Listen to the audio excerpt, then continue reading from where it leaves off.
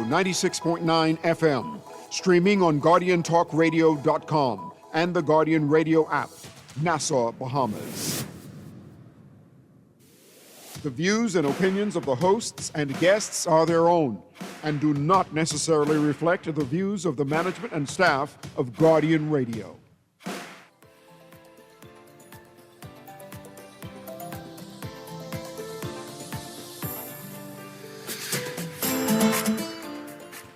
Good morning and welcome to Guardian Radio AM. Today is Wednesday, January 22, until after 11 o'clock in the morning. Once again, this is C.A. Newry and I shall be your host for the day. Today we talking Trump. Oh Lord, we talking President of the United States, newly elected and inaugurated President of the United States, Donald J. Trump, number 47, right? On his first day, after all that swearing-in ceremonies they did, he made some major announcements that has ripple effects throughout the world. I mean, the world has now started echoing. Some people are scared. And I'm saying, let the United States do what the United States do, right? Why should we? Because everything kind of comes back to the Bahamas, because, you know, the Bahamas is a gateway to the world, and we're the most significant country in the world, and everything revolves around us. And if it doesn't impact us, we don't necessarily need to talk about it. But one or two things that the President of the United States is doing is impacting us. It has a number of Bahamians concerned, sharing about. And I want to talk about that. Should Bahamians be concerned?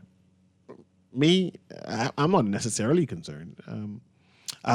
I, for one, understand and appreciate that the United States is a superpower. And whatever they want to do, they can just do, right? And my job is to be flexible, to be able to bend and absorb and move as they do what they have to do, right? But there's a number of executive orders that the president has done. And I want to know what my listening audience feels about these executive orders. Culturally, and I'm going to say culturally, a number of Bahamians actually, if not secretly cheer on, but openly support one or two of the initiatives of a President Trump. One of those initiatives is his stance on immigration, which is strange because Bahamas is not between a rock and a hard place. It seems as if we have double standards when it comes to our interpretation of what is happening, what Donald Trump is doing in the United States' executive order. Like, one, right? Someone just texted me and said, can you give the phone line so they can call in? The numbers are 323-6232, 325-4316, 325-4259. And of course, you call in from the Family Islands, it's 242-300-5720. And you can join this conversation and talk about the executive orders of Donald Trump and do you feel? We're talking about subjective responses now. What do you feel? How do you feel regarding Donald Trump's executive orders? One of the executive orders is, and I can paraphrase it, that if you do not have status within the United States, if you're not a permanent resident or in the United States, and if you have a child, I assume they're speaking to American women. Women always have the hard end of the stick, right? If you're speaking to women in general, right? If you are a woman who does not have legal status in the United States, and if you're pregnant and have a child moving forward, that child does not have automatic citizenship. Now, I went to a district school in the United States, and it was one of those Caribbean district schools that had a number of Turks Islanders and Jamaicans and Haitians and Puerto Ricans and whatever it is. And at this business school, we had a number of migrants who supported the school. And life happens, they date and married and whatever it is. They had a lot of children. And of course, when the children born, they were automatic citizens, Bahamians too. And I know of a number of Bahamians who, at their 7th month stage, especially Turks Islanders too. At the 7-month stage, they ventured to Miami and they rent an apartment and they stayed there until they had a baby. They had the baby, and of course, the baby's automatically American, and eventually they too apply for citizenship based on that. And now President Trump said, man, enough of that. That ain't happening no more, right? If you don't have a green card or some kind of status, your baby is not automatic. Immediately after that, in several states petition said they don't support that. So I assume that they'll be challenging that executive order. But my conversation today is Bahamians have that same sentiment. They don't believe that if you do not have status in the Bahamas, that you have a child while you are here, a undocumented migrant, your child can't be no Bahamian. It can't be no automatic Bahamian. You cannot be no anchor baby, right? Bahamians support that.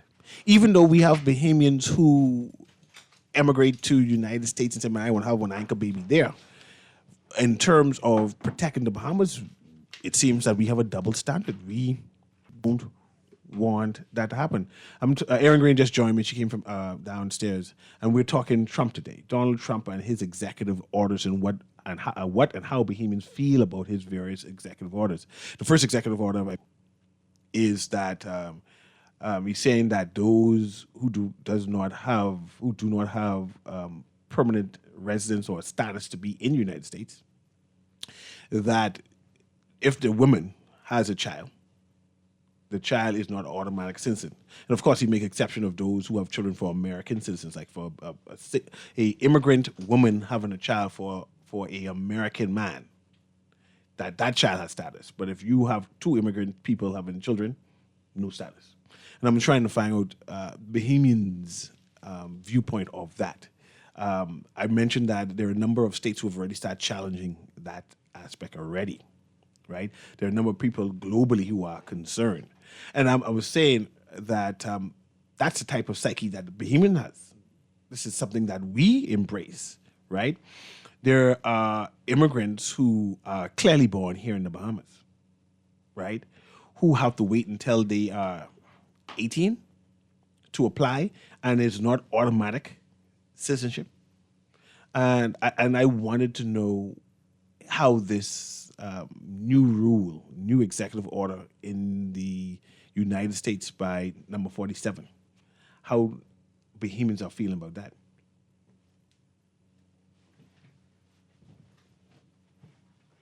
How Bahamians are feeling about should we even be concerned? Trump's executive order to end birthright citizenship in the United States of America? Or should we be concerned?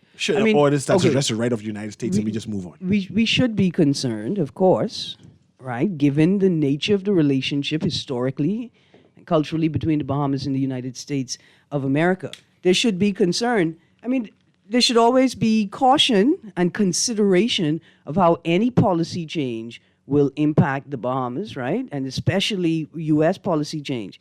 But when we say, should we be concerned, please understand that it's an executive order if it has been signed, but to actually affect that change requires a constitutional amendment. And I don't know if we're going to see that, right? I mean, and in a similar way in the Bahamas, if it requires a referendum, I don't know if it's going to happen.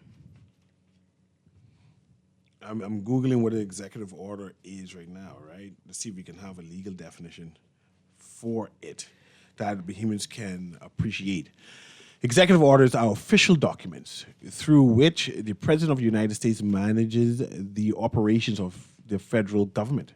The directives cite the President's authority under the Constitution and statute, right? So that is a definition there. Is there any other ones? Right. I mean, so there are things that the president can do, right? That the Constitution gives him power to do, but the Constitution can't give him power to ignore the Constitution, right? The Constitution doesn't give the president the power to ignore the Constitution. He is empowered by the Constitution. How could he ignore it? In the same way, in the Bahamas, The Constitution authorizes and empowers the Prime Minister. It doesn't authorize him to ignore. It can't authorize him to ignore the document that empowers him. Okay. And it further goes on to say, after the president signs an executive order, the White House sends it to the office of the Federal Register. The OFR numbers each order consecutively as part of a series and publishes it in the Daily Federal Register shortly after receipt. Right? Mm-hmm. So they're going in detail. And one of these things, one thing I love with new concept where people are not familiar, there is a learning curve where people are able to read up to understand their constitution, understand how their country operates. And this is why I tend to encourage or push and lobby for our government to explain things to us, right? That when our prime minister, when the government do things, we are able to appreciate the whys and the wherefores so we can better hold the government in account, right? To demand of them, and then to ensure that we have good governance. So even though people are angst about what the President of the United States is doing, it gives opportunity to understand their system and their mechanism that makes the United States works, right? Like, let's not suggest, though, that what he's doing has nothing to do with Bahamians. Go ahead. Right? I think that's reckless. No, I assume that it has consequences to immigrants in general. Yeah. But should we fault the United States of having such a law? Because we have such a law. Or because the United States is bigger, that we should demand more of them. Hold on. And which law in particular? The birthright, the one that allows birthright citizenship? There's not an automatic citizenship due to birth. Hold on. Pause. What law do we have? We say that when two immigrants or immigrant. Hold on, because you know that there's not been a. See, come on now. Go ahead. Hold on, because this is still to be determined by a court. Which one? The interpretation in the Bahamas. The interpretation. Our Constitution dictates what it is. Our Constitution. Sir. What is in the Constitution must be interpreted by somebody. Yes. There must be determined a correct interpretation. It has been At this point in time, aren't the senior learned judges still? No. Yes. No. Yes. No. Yes. No. Yes. No. Well, we can row. And like I said, Because you can continue the conversation, but we can row. The reason why it says not being considered, because we give citizenship every day. We have the system happening every day. Only if someone challenges it, it'll be interpreted, but there's no challenge. Name me someone who no getting challenged in it. At this present time, you're born in the Bahamas. To immigrant. The question is whether the provisions, when it says may be registered at birth, or may be registered at 18, whether it's indicating that the person already is acknowledged as a citizen, but they must be of the age of majority to make a decision of which citizenship they're going to choose. The other interpretation is that the granting of citizenship can only take place at 18. That is still up for debate. At this present time, every day, we give out citizenship. It does not matter. So therefore, the decision has to be being made. That does not matter. That does not matter, because every law is deemed to be good law until it's good law. Until it is. Every law is presumed to be good law until it is deemed to be bad law. I agree. It is still up for debate whether the interpretation is that you are already a citizen, but you cannot make the decision until you're 18. Meanwhile, man, in the meanwhile, people granting citizenships and funeral services. I don't take it seriously. Who grants someone funeral citizenship and funeral the name rings a bell, but I can't ever remember it, man. I don't understand what you're talking about. There was another executive order by the President of the United States, number 47, right? Mm-hmm. Where he has given an executive order to remove the United States from the WHO. The WHO is... That's a popular band in the 70s? No, man, the American people. Oh, the World Health Organization. World Health Organization. Yes. My bad. Right? Now, during COVID, there was all kind of speculation and debate on whether the WHO serves its purpose, whether the WHO is adequate. And there's a global debate by Americans, mostly Not mostly Americans, but certainly a global debate. Yeah, I mean, I remember most of our media is American based, right? So from what I saw, it's mostly people in the United States, and the president of the United States decided to remove his entire country. I'm not sure if he had any consultation. I'm sure he have had consultation, and I'm not sure the ramifications. Donald Trump? Who do you think he consulted with? His handlers, every president handlers. We for some reason we believe that Mr. Trump acts independently of handlers. That he's smart enough. What's a handler? A handler's a People who give- bodyguard? People who give him ideas, give him these are agendas, these are topics. That's not what a handler is. What's a handler? Go ahead. What's a handler? If you told me he had consulted his policymakers, his stakeholders, the people who have been appointed to lead agencies, then I would say, yeah, but that's Okay. not what the handler is. So we can use your policymakers verbiage, right? Yeah. I'm sure he has people who assist him of coming to conclusions and decisions and directions on if you want this to happen, this is the way you have to make this thing happen. And I'm saying that Because those are PSs in our system.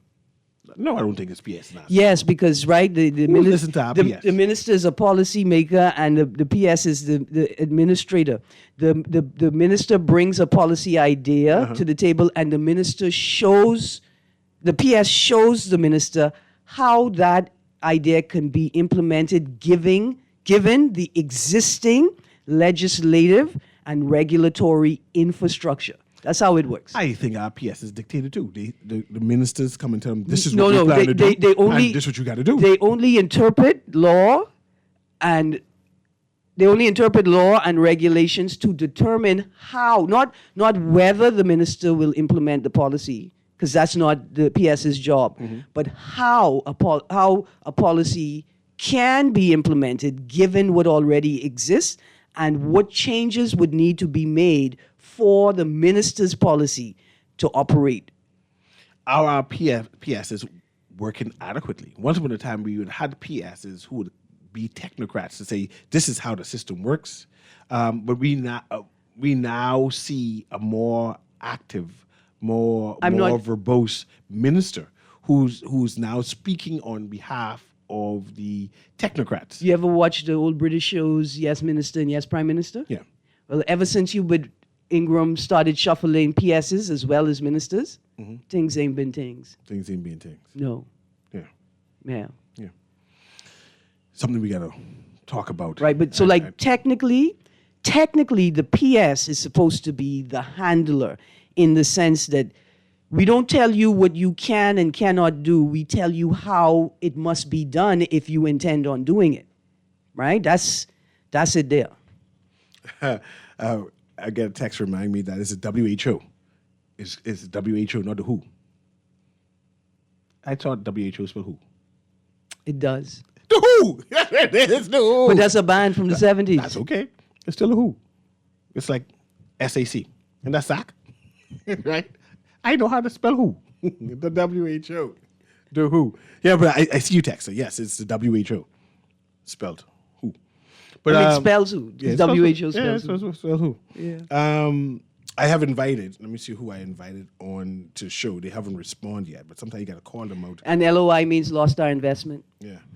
Sometimes you got to call them out to maybe pressure them to come on the show. I've invited Philip Miller and Maurice Tynes to speak about, what is that I want to speak about? General orders. Right. Right? They haven't responded to me as yet. And if you're listening now, I'm still reaching out to you just to come and educate the listening audience on what is general orders, how it doesn't impact the workers, us in general.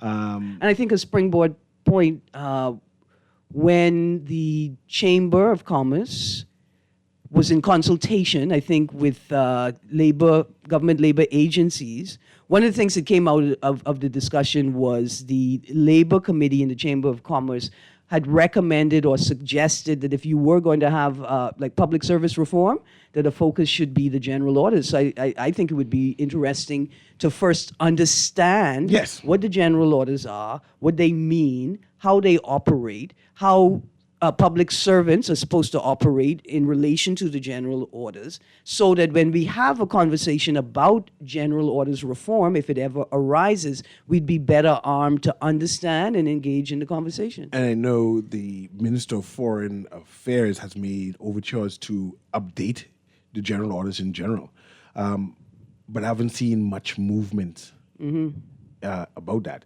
We just had a number of industrial actions regards to pay increase and how it goes about people becoming permanent.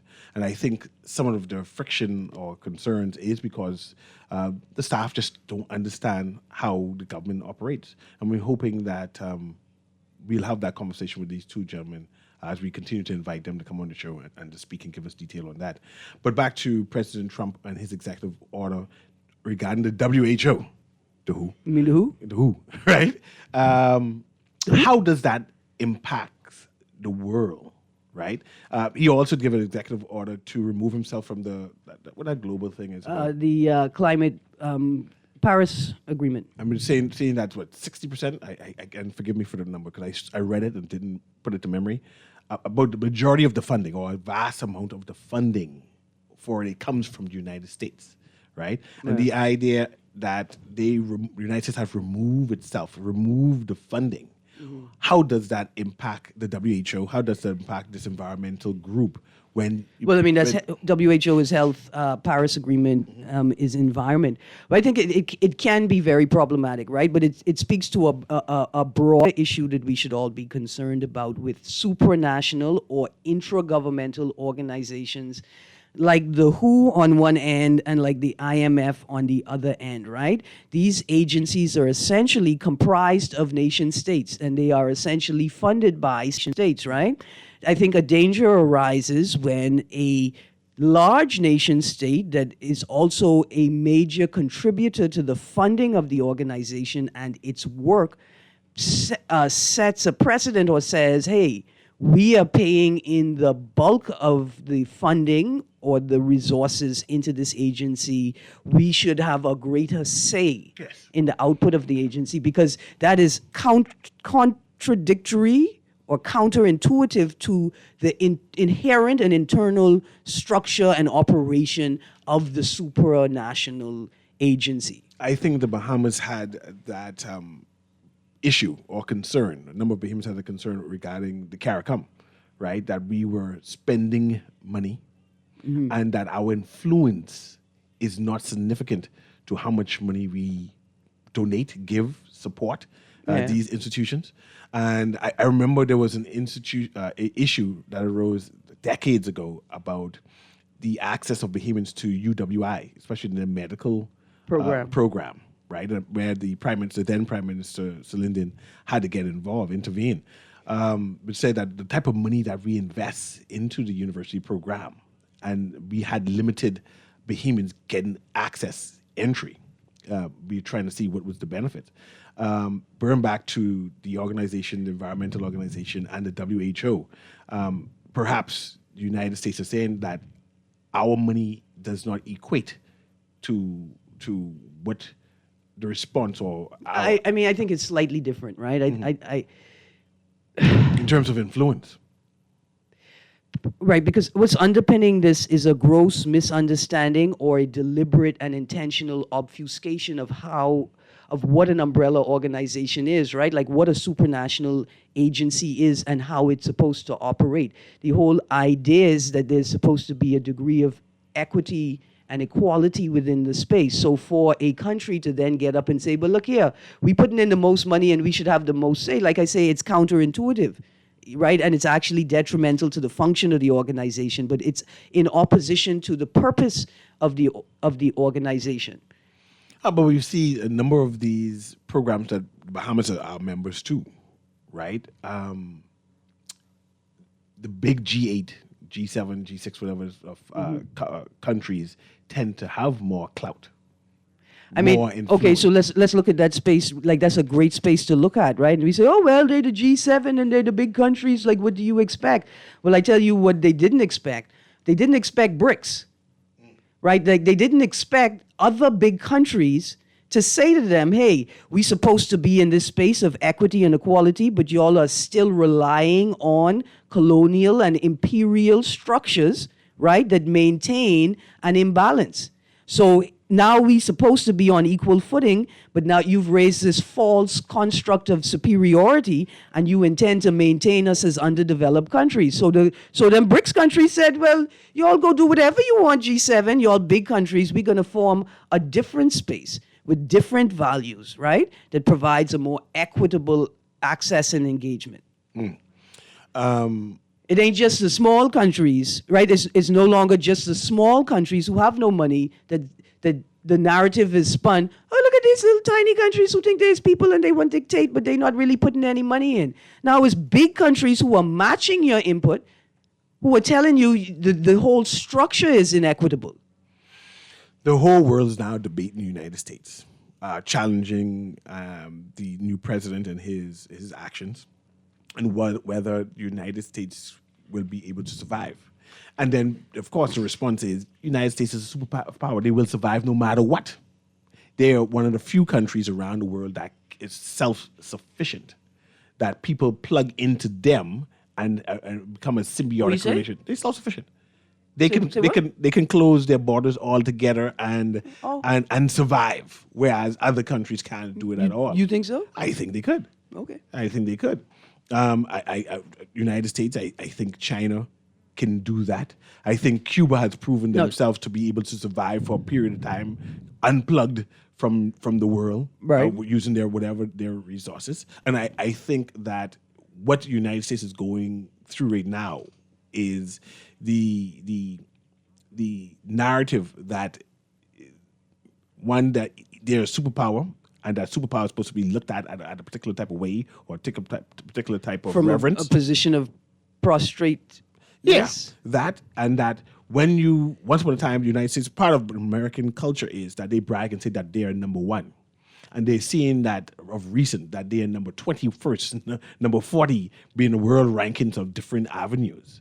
And in that type of hubris, right, they seen the need, there are a number of people, not they, there are a number of people within that structure saying we need to separate and then rebuild ourselves to get that old glory. And this was the mantra, to make America great again, to be number one again, to be revered. See, but and heralded. hold on, here's the problem with that. They don't actually, this idea that somebody on the right, somebody from the Trump administration, somebody from the MAGA community, are you suggesting that somebody is suggesting that the U.S. close itself off in a way like China did, or voluntarily, even though there were external forces that caused that, or in the way that Cuba was shut off involuntarily? You telling me that there are pundits in the U.S. who are suggesting that the U.S. needs to shut itself off in that same way? Because I don't think that's what's happening. I think what's happening is that the U.S. understands that they need a similar experience, but they're not shutting themselves off from it.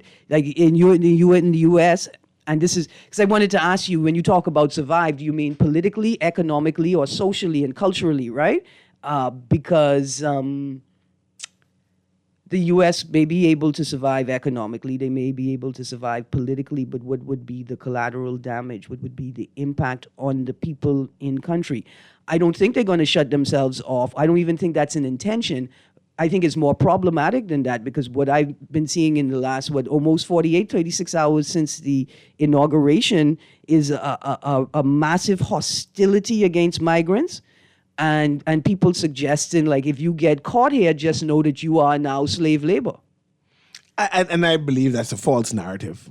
And by the no, it may not be the dominant narrative. They use that here also for us. Said if you cannot deport the illegal undocumented migrants because you're victimizing them, and then we can't survive. No, that's not the similar thing. The similar thing is when Bahamians would say or suggest that if you don't want to leave on your own, then understand that you'll be subject to whatever treatment you get, regardless of the laws that govern the space. That's the Bahamian, similar Bahamian expression. Whereas that is plausible here in the Bahamas, where you might be mistreated.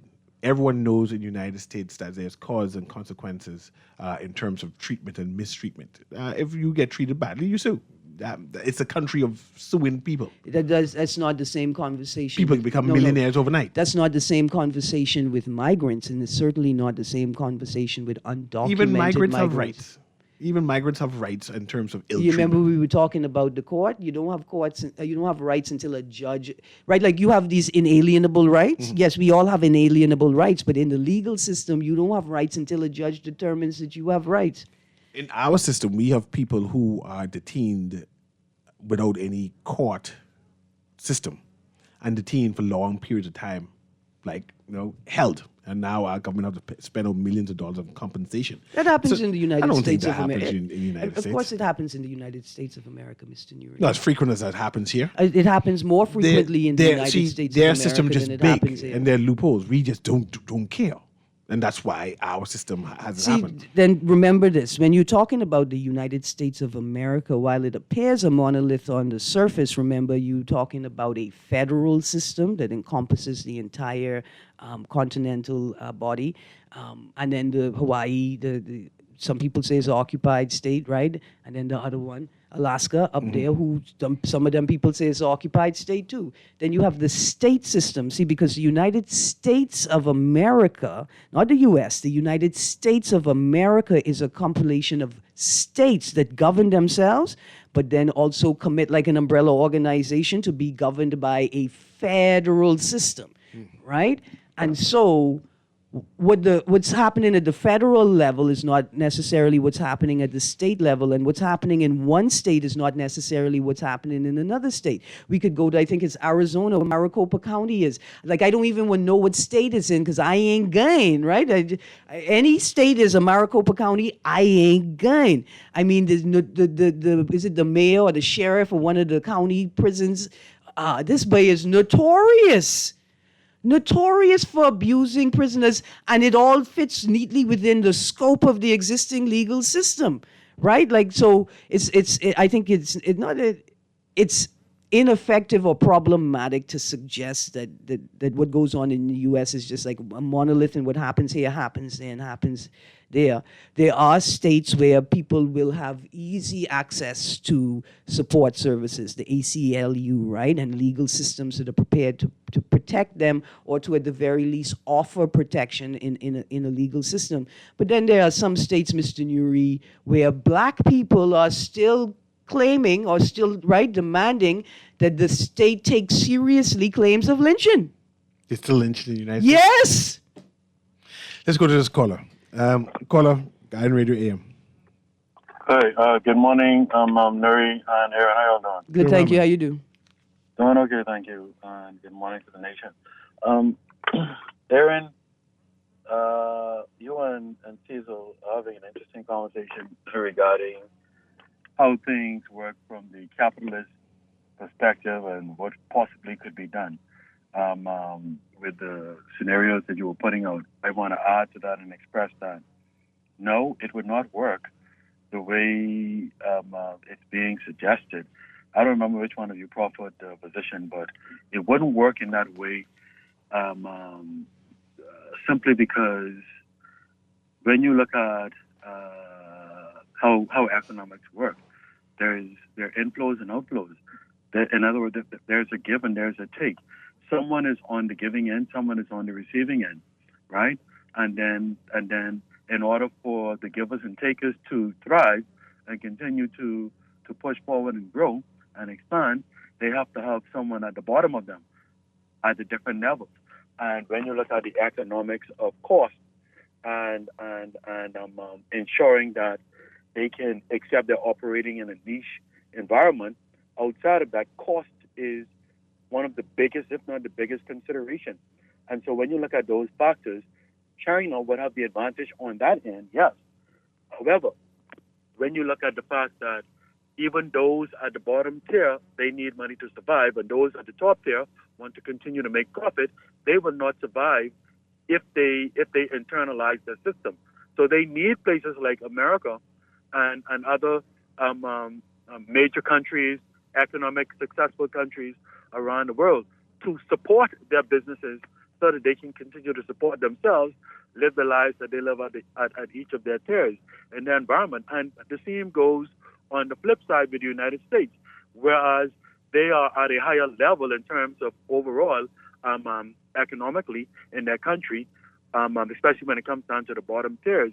They are at a much higher level than those in China, but the same system applies. They need, on the flip side, that affordable labor in order to continue creating their billionaires, 100 millionaires, millionaires, et cetera, et cetera. So it won't work with either of those systems internalizing. Not to mention, the people who are the status quo in each of those countries won't stand for a similar system as what has been exacted on Cuba, or forced on them rather, in particular by the United States. And so everybody has their role to play in that kind of discussion, including the Bahamas in terms of geophysical positions, right? Everybody has their roles to play and their benefits to be had, us being the paradise and backyard for the United States, and then, coming along the way trying to restore our financial services. That's a beautiful plantation economic model.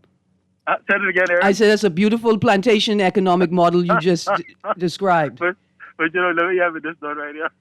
I agree, Aaron. It's beautiful for those who it works for. Let me put it that way, right? Yeah. However, when you individualize and internalize these models, we had a situation where under the UBP, the minority took all of the benefits of the country, right?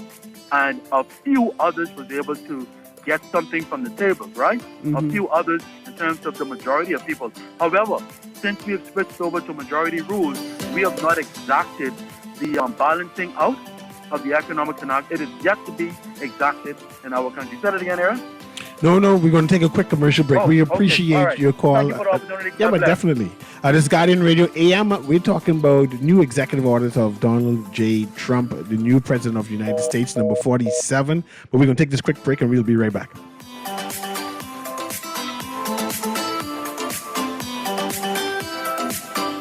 Here's a price list of some of the roofing material we carry at Pinda Enterprises. 5/8 pressure-treated roofing ply starting at $36.68. Gray Select Water Shield, $134.20 a roll. Felt, 15 pounds, $16.50. 30 pound, $19.80. Owens, Corning Duration Shingles, and Certain Teed Landmark Shingles, $56.56 a bundle. Gallon of roof cement, $33.47. All sizes treated dimensional lumber. And of course, we have all nails and all screws. We have 5/8 sheetrock, $28.76. Half-inch sheetrock, $22.18. All prices include VAT. Boy, you know what's going down tomorrow? No, babe, what happening? Joe bringing these knives to school. He could do Junior in. For what? Boy, he fooled with Joe girl. Mother sick. And you know Junior don't back down for nothing. So that means you got a big fight tomorrow. So whose side you on? Side? I trying to stay in school, not Simpson Pen. We gotta tell somebody about this fight. Tell somebody. I ain't no snitch. I mean cool, you know. Boy, if you so cool, then you need to stay in school and stay out of the fight. Yeah, but if I don't hang on Joe's side, him and these boys coming for me next. All right, so we definitely gotta tell somebody. We gotta prevent the fight. What I say, I don't want nobody call me snitch. We could just call Crime Stoppers. You could report what you know, and nobody gotta know it's you. So how did it work? All you gotta do is call them, or you text them through the Crack Crime Bahamas app, and nobody can know it's you. Then the police come looking for me for more info, and when they finish with them, Joe them coming looking for me? When you call Crime Stoppers, the calls go directly to Miami, and they don't ask nothing about you. Then you can get the pen from them, and they can claim a reward later using that same pen. Plus, everything's scrambled, so nobody can read what you're saying. Call 328-8477 from Nassau or 242-300-8477 from the Family Islands. Love the show? Want to give your support? Become a sponsor today. Call 302-2300 for our rates and packages. That's 302-2300. Become a sponsor on Guardian Radio 96.9 FM. Fresh news, smart talk, all day.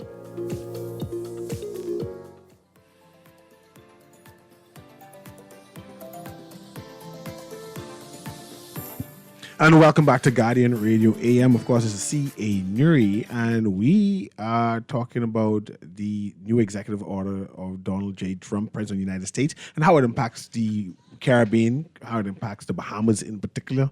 What are the similarities of their systems to the Bahamas? What can we compare and contrast with? I see we have a caller on the line. Let's go to the caller and see Aaron want to say something too. Go ahead, caller. Guardian Radio AM. Yeah, good morning. Trying to get on the show. You are live. I'm live? Yes, you are. Hey, Newry, how you doing? Doing well, man. Aaron, what's up? Everything's good. How are you? Great. In relation, I want to speak to the matter of citizenship in the Commonwealth of the Bahamas. Yeah, go ahead. In relation to our laws, we do not have a naturalization law in the Commonwealth of the Bahamas based on Article 4 of our Constitution. Naturalization has expired from July 9th, 1974. That's the first point. The second point with that is that when naturalization was offered, it was an entitlement to those who received naturalization under the 1948 British Nationality Act. All right? It was for Britain and her colonies. The Bahamas never naturalized anything outside of Britain and her colonies. That would include the French. Okay? So the articles that you see gazetted in the papers for naturalization after the age of 19 or any other article is inconsistent with the Constitution, and based on Chapter 1, Article 2, it is void. And let's talk about that, because I've seen a number of advocates. Hold on. Remember, if the law is passed, it's deemed to be good law, even if it contradicts the Constitution, until it is shown to contradict the Constitution. Like a very important principle. And although the laws, the action of the Davis administration and prior administration is contradicting the Constitution. It has to be Chapter 1, Article 2. A judicial inconsistency. Any inconsistent law that is passed is void. Listen. It is known as a dead letter law. When you pass a law, the law is deemed to be good law until it's shown to be bad law. I'm not saying that your interpretation of the Constitution is incorrect in terms of the law contradicting what's said in the provisions of the Constitution. I'm telling you, when you're presenting your argument to the public, remember that principle, that the law, when it's passed, is deemed to be good law until it's proven to be bad law. But this if you would read the Constitution, I get your point, but if you would read the Constitution, there's no ambiguity there. But this is my point. This is my point. In relation to challenging, we can go back to the 24th, Tuesday the 24th, 1979, in the Darcy Ryan case versus the Attorney General. Sir, it doesn't matter, though. It's the point I'm making. It doesn't matter until a judge deems that the law, the ordinary law, is bad law because it contradicts the Constitution. Aaron, what I'm trying to say to you, Lord Kenneth Diplock of the Privy Council deemed, right, that the Bahamas Nationality Act in relation to Proviso 7, right, was inconsistent and it was void. He went on to say that Parliament cannot interfere with an entrenched law in the absence of a referendum. And this is my point. Laws that are found in Chapter 2 of the Constitution are entrenched. But this is my point. What the Bahamas government is doing. This is my point, right? This is my point. I hear all of that. I see that there are a number of advocates presenting that case, putting that case forward. However, has there been any judicial review? Has anyone ever challenged the law? Has anyone said, man, I'm going through the courts to prove what the government is doing is illegal? I find that there's a number of talks, but there's no one is doing anything. I'm saying that, has there been any judicial review? Has there been any lawyer come to the courts to say, this is incorrect, let's correct this in general? Well, let me put it to you like this. We are in the process, but I'm saying to you. And when you say we, when you say we, who is this we? We keep on hearing the idle talk, people pontificating on the radio, calling the talk shows, on social media, saying that they plan to do this and they plan to do that. But as yet, we haven't seen anyone to put any petition to the courts to say, see, this is what I meant. Has that happened yet? Has anyone gone to the courts? Sorry, I missed you. I'm listening from a speakerphone and I didn't hear what you were saying. What was the question? Then listen, I'm saying, has anyone gone to the courts to petition the courts on this is what y'all think that the government is acting illegally? Has that happened as yet? What I'm saying. No, sir. Answer the question. Answer the question. But I'm answering. Sir, it's very simple. Turn your speakerphone off. Listen to the conversation through the phone line. And then answer the question. Okay. That's already been interpreted by the Privy. Okay, so you don't answer the question. That's fine. Let's move on to something else then. So what is the question? What you say? The question, has anybody petitioned the court as yet to say this is being interpreted wrongly and it needs to be corrected? The answer to that Is either yes or no. It has been. Who? Successful Wallace Whitfield and Harvey Time has already challenged the validity of the Bahamas Nationality Act. And what was the outcome? They tried to stop Darcy Right. What was the outcome? See, what I'm saying to you happened 45 years ago. And what was the outcome? You're not understanding. No, you're not answering the question. You're not answering the question. What was the outcome of the Darcy Ryan case? Okay, what question you have about the What is the outcome of the Darcy Ryan case, sir? The outcome of, let me explain it. The outcome of the Darcy Ryan case is this. So Lyndon Finland tried to stop Darcy Ryan from getting citizenship because he applied under Article 5 to Did he get the citizenship? Listen, the D average is not satisfactory, sir.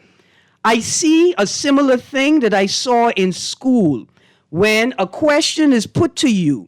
But to answer the question, to give an answer, you have to repeat the question. What we would like to know is what was the outcome. When the case was brought and a decision was made, did the courts rule that the law was bad? And then did they turn their head and say the law, wait Parliament to change the law? Right? Is that what? Just now, you had me on hold and I couldn't hear nothing you said.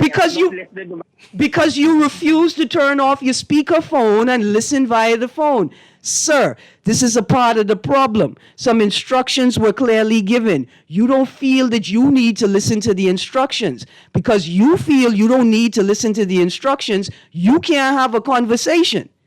Don't be mad at us. The first thing that was requested was turn off your speakerphone, listen through the telephone so you can clearly hear what was being said. And we wanted to go to back and forth. You just weren't listening to respond to the question and then just going anyway. But let's continue. We have 4 minutes to go, right? There are a number of executive orders that President of the United States have issued, right? We want to know how these executive orders impact the Bahamas in general. I'm saying that a number of the nuances that President Trump is issuing, we have it here into the Bahamas. We see our immigration law similar to what he is saying, right? There was a debate just now about an automatic citizenship, and we're saying that no, Bahamians don't want an automatic citizenship for undocumented people. That they have a right to apply, and then they have a right to be denied according to whatever our law is. So we have a similar conscience or similar belief, similar to what Mr. Trump is trying to push forward. I want to know, moving forward with the environment, where do we stand since our prime minister has made a platform, right, which a number of Bahamians still, I'm not confirming what is it that he's doing, right? But he has made it a platform that he's going to be a trailblazer in terms of the environment. With the United States pulling themselves away from it, how does that impact our efforts? Right? There's no talk about that. All right. And will anybody talk about it from our state agencies? I doubt it. But let's talk about it for a second. The Prime Minister has spent a lot of time campaigning globally for like climate justice financing, right? A way or a mechanism or a systemic change that recognizes that small island developing states are there's a particular term, but like exponentially impacted, detrimentally impacted compared to larger states. And those larger states are also complicit in creating the environmental conditions, right, that would lead to environmental catastrophes that impact small island developing states most, right? That's what our Prime Minister was doing, global climate justice financing. What he came back with was the debt for nature swap. So at this point in time, I'm thinking that it may be good for the Bahamas that the U.S. has pulled out of this global environmental programming, right? Because a debt for nature swap is not global climate justice financing. It is a structural adjustment program where we offer up nature, we offer up our environment as a resource to have value extracted from. But the whole process removes us. For them to extract value from it, we cannot enjoy it. And what about the carbon credits moving forward with the United States coming out of this environmental thing? Does that risk us getting this credit, like this exchange for this value of having carbon credits because our water and our Again, seagrass, while the whatever it is. carbon credit idea on the surface sounds like a good one, no agency, no country, no supranational agency has shown us how they will prevent larger countries from bastardizing it and turning it into another imperialist mechanism where they simply maintain a state of underdevelopment and then offer. If you give us some of your credits, we could give you some money to help. Hopefully, you could pull yourself out of the state of underdevelopment that we are maintaining. So this last text says Trump is arguing against illegal entry and having children, and now to include any visa that don't allow for some form of permanent residency where the father is not a permanent resident or citizen of the United States. Let's see if anything else. The UN is the prime example of unequal power. One nation can veto, and only a few nations have that right. Let's see if again it says the U.S. government is donate only 19% of the WHO operation budget. Let's see what this one. And let's see if I can read this one. Great show, as usual, CA. You don't have to be concerned about Trump in power, but your cousins who cross in the U.S. and ain't get straight now, they should be concerned because when they get shipped back to a container boat, they will need somewhere to stay. They better take the last pick of Walmart. That wasn't nice. Not nice at all. Yeah, okay. But see, Mr. Newry, we out of time. Let's see if I can read this one. Good day. The Prime Minister mission of being a climate change ambassador, total failure on his part. He takes an airplane everywhere he goes to fight for climate change, actually worsening the climate change by the emissions of the aircraft, not mentioned. He has yet to do anything on the home front to actually help us combat climate change, and our use of fossil fuels, BPL, still burns Bunker C for its fuel to generate inconsistent electricity. Anyway, this is Guardian Radio AM with C.A. Newry. Thank you very much for calling. Have a wonderful day. This is Guardian Radio 96.9 FM, streaming on GuardianTalkRadio.com and the Guardian Radio app, Nassau, Bahamas.